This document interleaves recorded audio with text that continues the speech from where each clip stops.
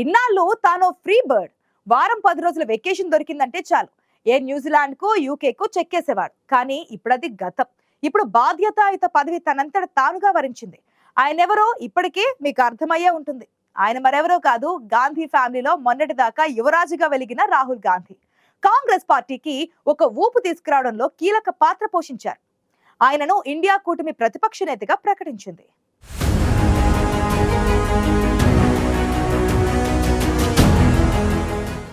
ఇప్పుడు ఆయన మామూలు ఎంపీ కాదు, విపక్ష నేత. అంటే ప్రధాని తరువాతి స్థానం.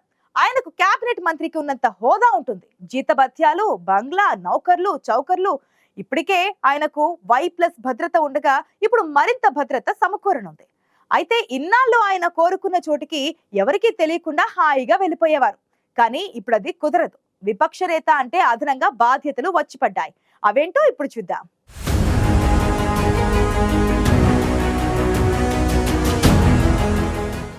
ఆయనిప్పుడు అల్లాటప్ప లీడర్ ఎంతమాత్రం కాదు.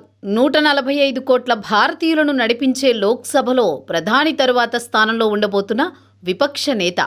రాహుల్ గాంధీ అంటేనే చర్చ ముందుకు సాగుతుంది. ఆయనకు తెలియకుండా లోక్సభలో ఏదీ జరగదు.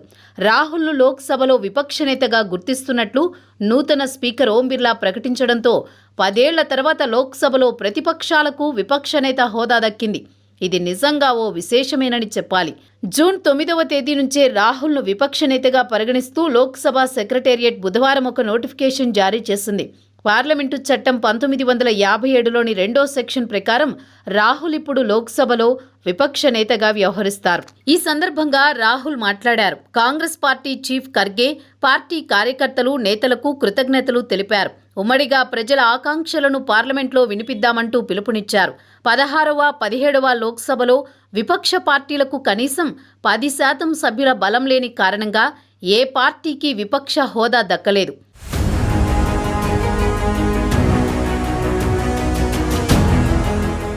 లీడర్ ఆఫ్ అపోజిషన్గా ఎన్నికవడం ద్వారా రాహుల్ తన 25 ఏళ్ల రాజకీయ జీవితంలో తొలిసారిగా ఓ రాజ్యాంగబద్ధ పదవిని స్వీకరించినట్లయింది.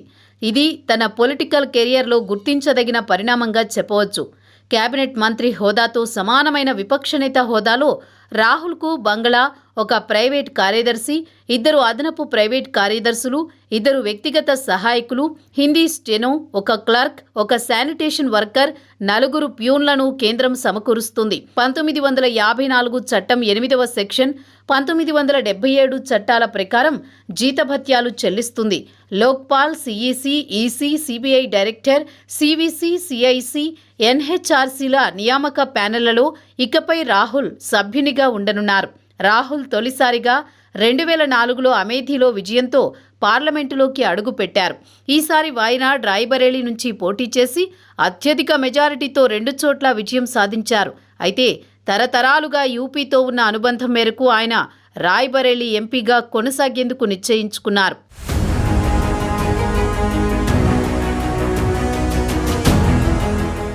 లోక్సభలో ప్రతిపక్ష నేతకు చాలా ప్రాధాన్యత ఉంటుంది. ముందు మనం చెప్పుకున్నట్టు ప్రధాని తర్వాత స్థానం మాదిరిగా ఉంటుంది. కేబినెట్ మంత్రితో సమానమైన హోదా ఎలాగూ ఉంటుంది.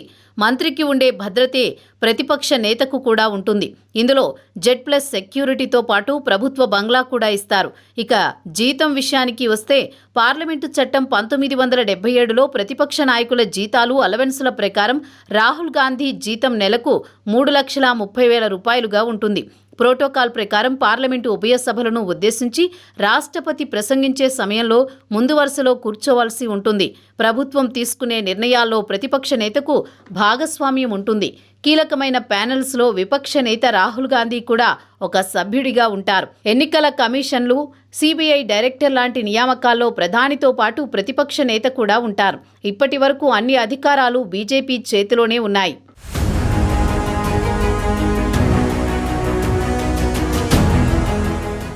గడిచిన 10 ఏళ్లలో అన్ని కీలక నిర్ణయాలు బీజేపీ నేతలే ఏకపక్షంగా తీసుకుంటూ వచ్చారు. ఇకపై అది కుదరదు. బీజేపీ కేంద్ర దర్యాప్తు సంస్థలను తమ సొంత సంస్థల కింద వాడుకుంటోందని ఇన్నాళ్లు ఆరోపణలు చేసిన రాహుల్ గాంధీ ఇప్పుడు వాటిని అధికారికంగా ప్రశ్నించే అవకాశం వచ్చింది.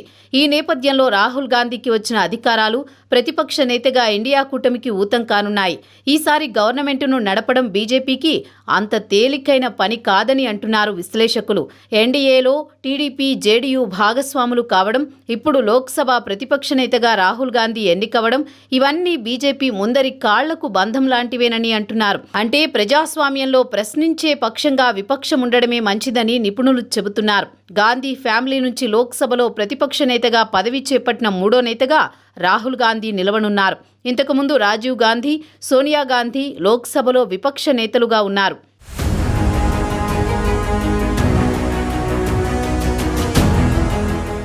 లోక్సభలో ప్రతిపక్షంగా ఉండాలంటే ఏ పార్టీకి అయినా 10% కంటే ఎక్కువ సీట్లు రావాలి. దీని ప్రకారం 2014లో 44, 2019లో 52 సీట్లు మాత్రమే వచ్చాయి. అయితే ఈసారి ఎన్నికల్లో కాంగ్రెస్కు 99 సీట్లు రావడంతో రాహుల్ గాంధీకి ప్రతిపక్ష హోదా దక్కించుకునే అవకాశం వచ్చింది. అయితే ఈ హోదాలో ఆయన చాలా పరిపక్వతతో వ్యవహరించాల్సి ఉంటుంది. ఇన్నాళ్లు వేరే, ఇప్పుడు వేరు అన్న చందంగా పని చేయాల్సి ఉంటుంది. గతంలో మాదిరిగా అంత స్వేచ్ఛ ఉండకపోవచ్చు. ఆయన చేసే ప్రకటనలు పరిణితితో కూడుకుని ఉండాలి. ఆయన కదలికలను ఇప్పుడు ప్రజాబాహుల్యం కనిపెడుతూ ఉంటుందని గ్రహించాలి. పార్లమెంటు సీజన్ నడుస్తున్నప్పుడు ఆయన విధిగా హాజరు కావాలి. సభలో పరిస్థితిని అనుక్షణం గమనిస్తూ అవసరమైన చోట అవసరమున్న వ్యాఖ్యలే చేయాల్సి ఉంటుంది. అయితే ఎలాగూ ప్రతిపక్ష నేతగా ఎన్నికయ్యారు కాబట్టి త్వరలో పెళ్లి కూడా చేయాలని సోనియా గాంధీ భావిస్తున్నారని సమాచారం. ప్రియాంక గాంధీ వాద్రా కూడా అన్నయ్య పెళ్లికి పట్టుబడుతుండటంతో ఓ ఇంటివాడు కూడా అయ్యే అవకాశం ఉందని అంటున్నారు ఆయన సన్నిహితులు.